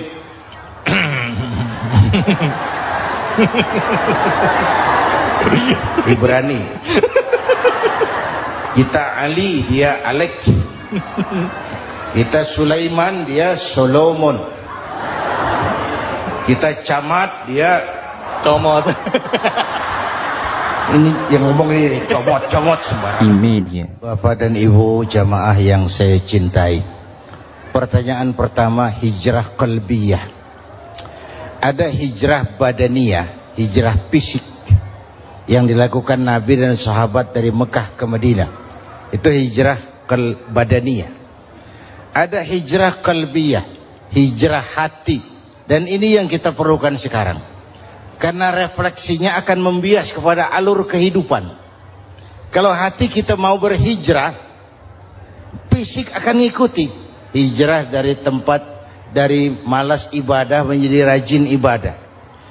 Hijrah dari maksiat kepada yang ma'ruf, dari berpecah belah menjadi bersatu. Hijrah seperti itu yang sangat kita perlukan. Apalagi masyarakat ini paternalistik. Kita harus hijrah mental sekarang ini. Maka yang disampaikan tadi benar. Seorang ketua MK siap mengundurkan diri kalau terbukti anak buahnya terlibat suap. Itu walaupun siap, tapi sudah angin segar buat rakyat. Bahwa masih ada banyak insya Allah pejabat kita yang punya harga diri. Walaupun ada juga pejabat kita yang muka tembok, kulit badak, kuping kebo. Muka tembok, kulit badak, kuping kebo. Biasanya kalau kereta api tabrakan di negara-negara maju, Menteri Perhubungannya mundur. Di kita petugas palang pintu dipecat. Jauh sekali menteri sama petugas palang pintu. Yang benar-benar diadili yang krocok-krocok, kopral-kopral gitu. Padahal hadisnya jelas, ar-rashi wal murtashi finnar. Yang nyuap dan yang nerima suap dua-duanya neraka. Kasus potret belakangan ini, yang nerima suap, yang diuber, yang nyuap aman, yang nyuap aman, yang korupsi pajak dikecil-kecilin, yang ngemplang pajak aman. Padahal ngemplang pajaknya triliunan. Padahal dia sudah dikasih fasilitas oleh negara mengelola sumber daya alam negara yang artinya milik rakyat. Dia harus bayar pajak, uang pajaknya dikumpulkan bagi sebesar-besar kemakmuran rakyat. Itu tindakan merugikan rakyat. Karena itu betul, saya setuju, hijrah qalbi yang perlu kita lakukan sekarang. Hijrah hati. Kita ini bangsa Indonesia, seperti timnas. Timnas sekarang anak-anak muda sudah berani pakai baju PSSI. Iya. Kenapa? Menang. Coba kalau kalah terus, nanti menang. Tapi bangsa Indonesia itu memang seperti timnas, namanya kesebelasan. 11 orang. Walaupun ada pemain bintang, ya ada presiden, gubernur, menteri, itu bintang-bintang. Tapi bintang baru ada artinya kalau dibantu 10 pemain yang lain. Cristiano Ronaldo, siapa itu? Penyerang tengah Real Madrid, bintang. Lionel Messi, siapa lagi? Barcelona, bercelana.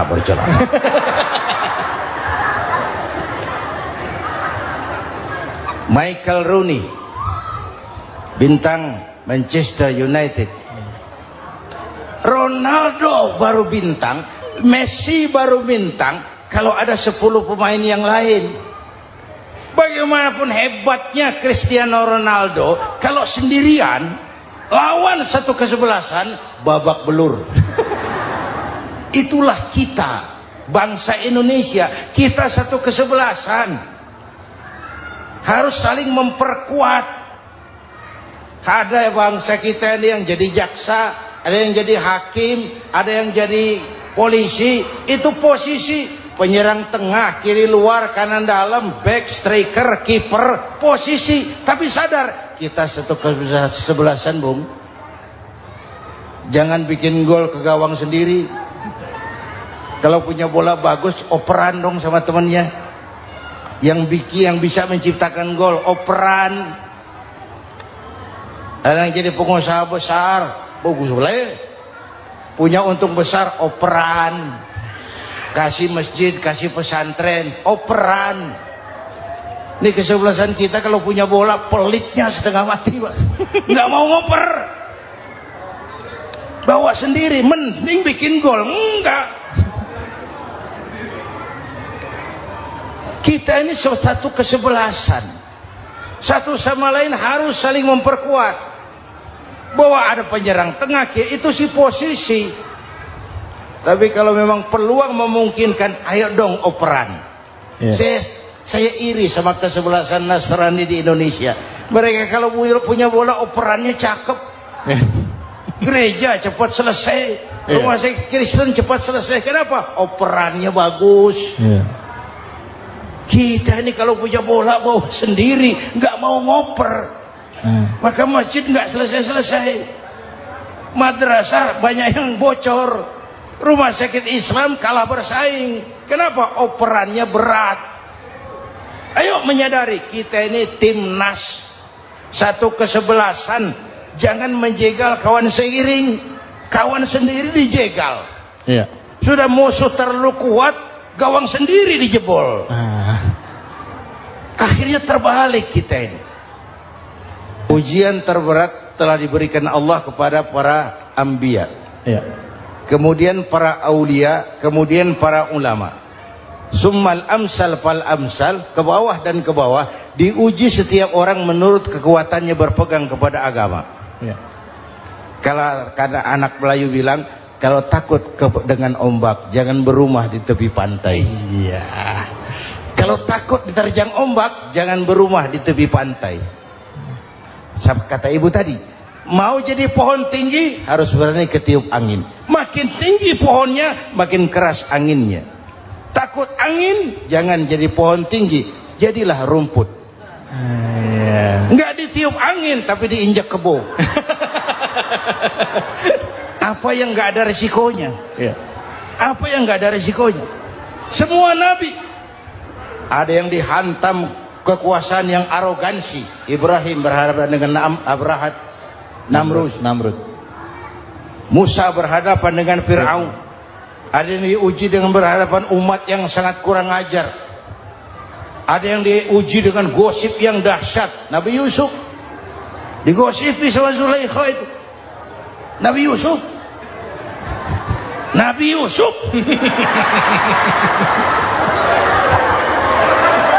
Yusuf. Ya. Yang namanya gosip itu kan menyebarkan keburukan orang. Kalau benar saja hukumnya ghibah. Ya. Kalau salah hukumnya fitnah. Fitnah lebih bahaya dari pembunuhan. Benarnya ghibah, salahnya fitnah.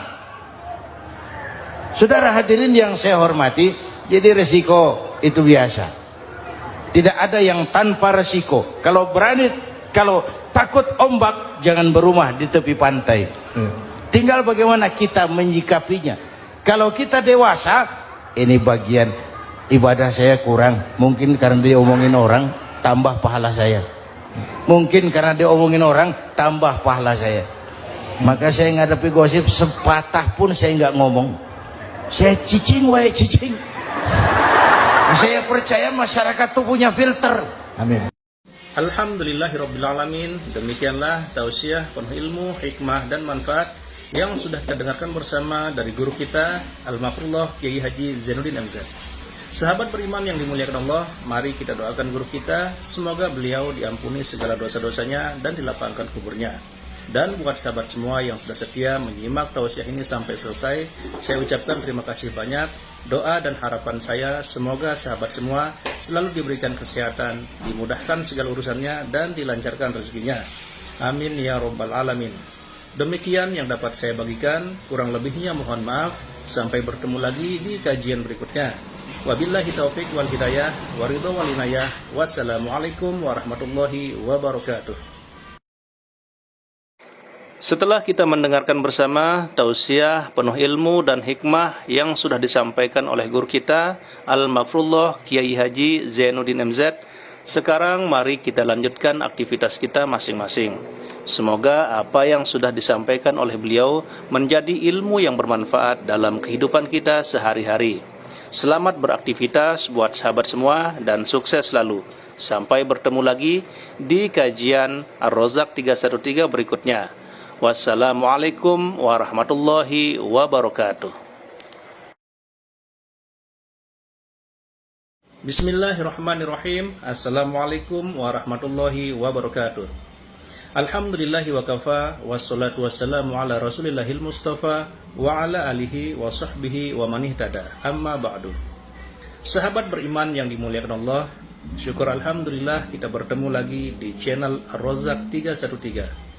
Pada kesempatan yang berbahagia ini, mari sejenak kita luangkan waktu kita untuk bersama-sama menyimak tausiah fenomenal dari guru kita Al-Mafrullah Kiai Haji Zainuddin MZ. Tentunya banyak sekali ilmu, hikmah, dan manfaat yang bisa kita jadikan pelajaran dalam kehidupan kita sehari-hari. Berikut ini mari kita simak bersama isi tausiah beliau. Selamat mendengarkan. Nabi Yunus. Di mana kenalannya? So tahu. Nabi Yunus itu ketika berdakwah kepada kaumnya yang bandel, memberikan peringatan, kalau kalian tidak mau beriman akan turun azab. Kapan Yunus?